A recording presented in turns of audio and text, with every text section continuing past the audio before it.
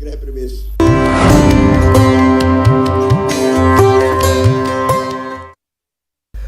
और चलिए बढ़ते हैं आगे। प्रधानमंत्री नरेंद्र मोदी आज सुबह जम्मू कश्मीर के करगिल पहुंच गए और यहां सेना के जवानों के साथ वे दीपावली मनाते नजर आए। इस मौके पर प्रधानमंत्री ने एक बार फिर से जोर देकर कहा कि उनका परिवार ही सेना के जवान उनका परिवार हैं और उनके साथ दीपावली मनाना उन्हें अच्छा लगता है। उन्होंने जवानों को दीपावली का मतलब बताया और कहा कि असल में दिवाली का सार यही है कि आतंक का अंत हो और फिर उसका उत्सव मनाया जाए।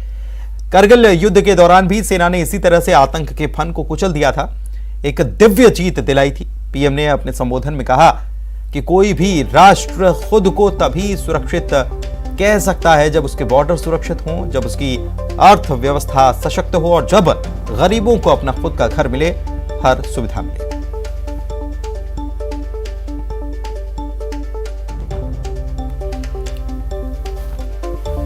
तो तस्वीरें आपको हम दिखा रहे हैं, अलग अलग तस्वीरें। करगिल पहुंचे थे तो वहां जवानों से, अफसरों से मुलाकात की और दीपावली की शुभकामनाएं भी दी और बताया कि क्यों वे हर साल उनके साथ उनके पास पहुंच जाते हैं, क्योंकि ये सालों से ये क्रम चला आ रहा है जब प्रधानमंत्री दीपावली का पर्व जवानों के साथ ही मनाते हैं।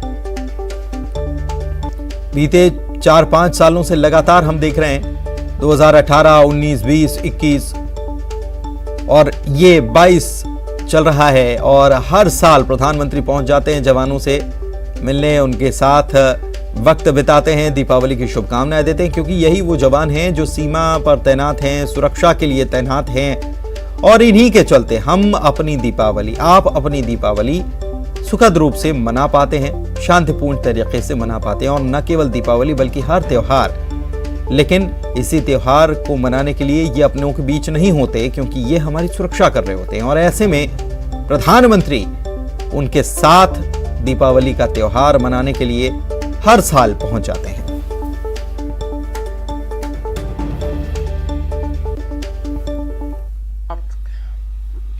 एक भी लड़ाई ऐसी नहीं हुई है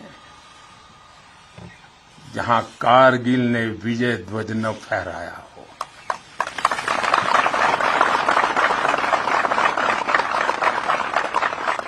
आज के वैश्विक परिदृश्य में प्रकाश का ये पर्व पूरे विश्व के लिए शांति का पथ प्रदर्शन करे, ये भारत की कामना है। साथियों, दिवाली का अर्थ है आतंक के अंत के साथ उत्सव, आतंक के अंत का उत्सव। यही कारगिल ने भी किया था।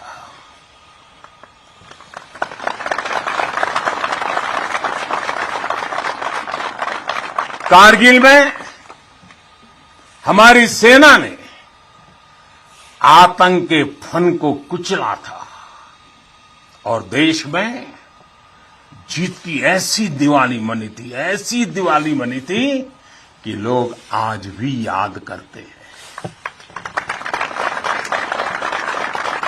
मेरा ये सौभाग्य रहा, मैं उस जीत का भी साक्षी बना था और मैंने उस युद्ध को भी करीब से देखा था।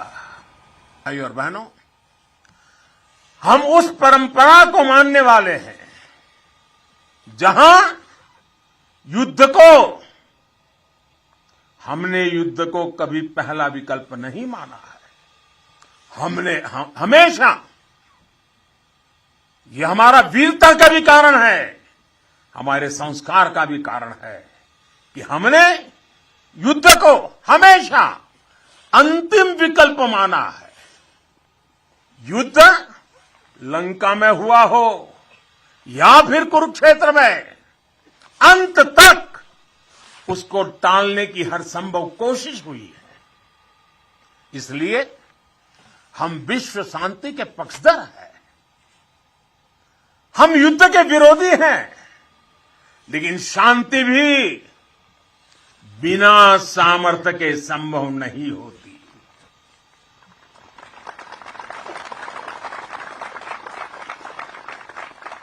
हमारी सेनाओं के पास सामर्थ्य भी है, रणनीति भी है।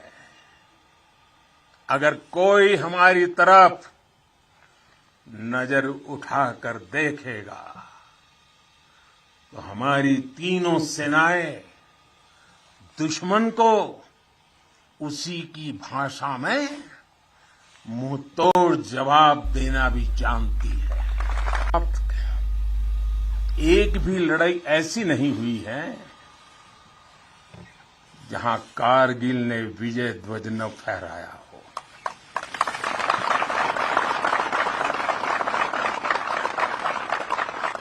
आज के वैश्विक परिदृश्य में प्रकाश का ये पर्व पूरे विश्व के लिए शांति का पथ प्रदर्शन करे, ये भारत की कामना है।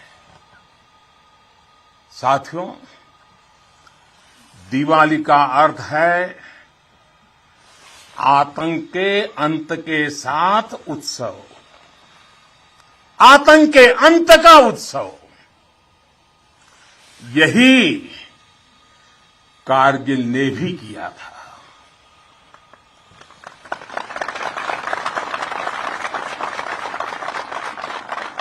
कारगिल में हमारी सेना ने आतंक के फन को कुचला था और देश में जीत की ऐसी दिवाली मनी थी, ऐसी दिवाली मनी थी कि लोग आज भी याद करते हैं।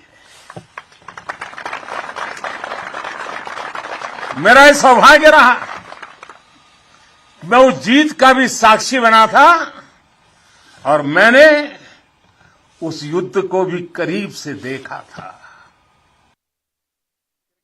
और वहीं प्रधानमंत्री मोदी ने करगिल में मेजर अमित से मुलाकात की, जिनसे वो पहली नवंबर 2001 में गुजरात के बालाचड़ी के एक सैनिक स्कूल में मिले थे।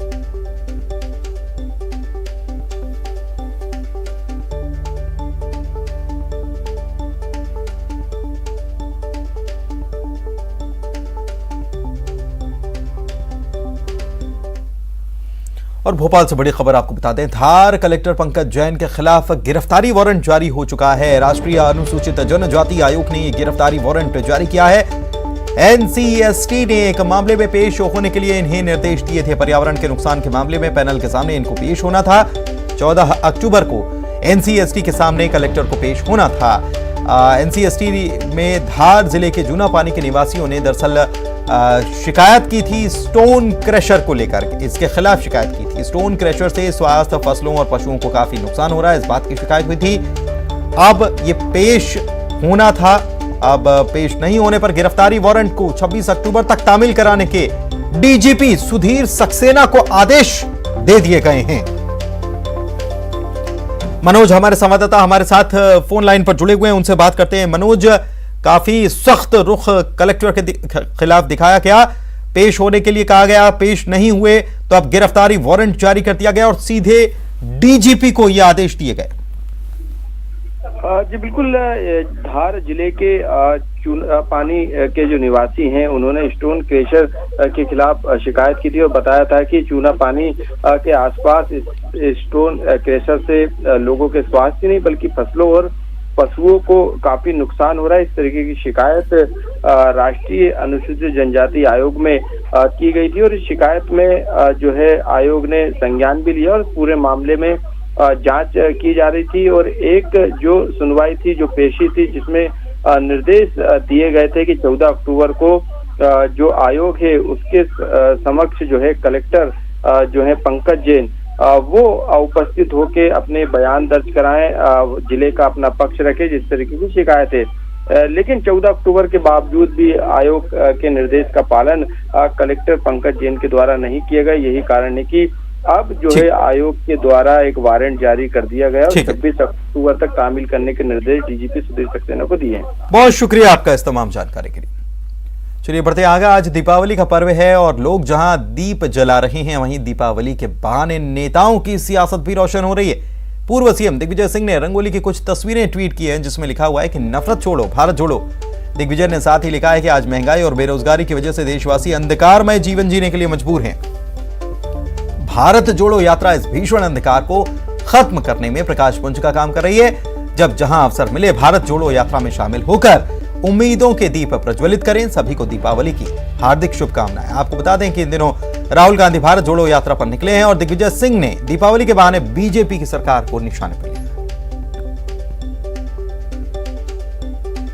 और दीपावली के मौके पर दिग्विजय सिंह के महंगाई और बेरोजगारी को लेकर किए गए ट्वीट पर बीजेपी के प्रदेश अध्यक्ष वीडी शर्मा का बयान आया है। उन्होंने कहा कि दीपावली का दिन महत्वपूर्ण दिन है। दीपावली के पर्व पर नकारात्मक बातें नहीं होनी चाहिए।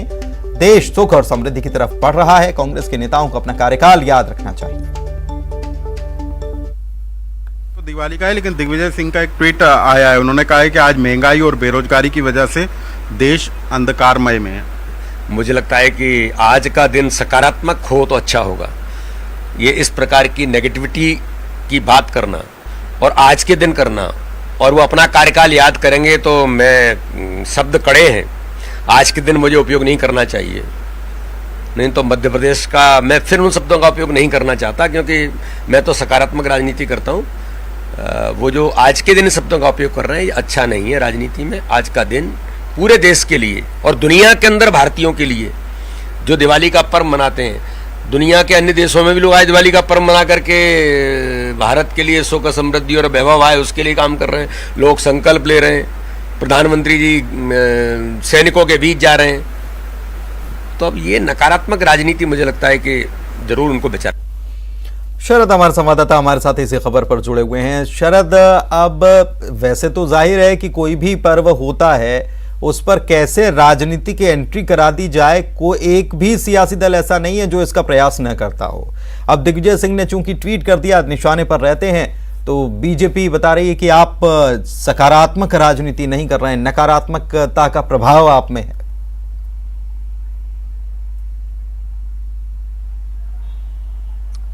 देखिए, वीडी शर्मा और दिग्विजय सिंह दोनों ही राजनीतिक व्यक्ति हैं और राजनीतिक तौर पर एक दूसरे पे आरोप प्रत्यारोप लगाना एक स्वाभाविक सी प्रक्रिया होती है। लेकिन राजनीति के लिए 364 दिन हो सकते हैं साल के, लेकिन एक दिन अगर मान लीजिए कोई पर्व है, दीपावली का पर्व है और दिग्विजय सिंह अगर कोई शुभकामना देना चाहते हैं तो स्वतंत्र हैं और शुभकामनाएं दे भी सकते हैं। लेकिन उसमें किसी तरीके का इफ एंड बट अगर वो लगाते हैं तो फिर निश्चित तौर पर राजनीतिक प्रतिक्रिया उस पर आना स्वाभाविक सा हो जाता है जी। तो सवाल वही है कि अगर 365 दिन है उनमें से 364 दिन राजनीति की जाए, एक दिन सिर्फ शुभकामनाएं दी जाएं तो शायद ज़्यादा बेहतर होगा। उनके शुभचिंतक या उनके जो प्रशंसक होंगे वो उसको उनको भी शायद ये बात राजनीतिक बजाय कि बाकी हमेशा की तरह एक दूसरे पर कटाक्ष करना या एक दूसरे पर राजनीतिक बयानबाजी करना, वो हमेशा नहीं दिखाई देना चाहिए। वैसे राजनीति में ये चीजें अब कम हो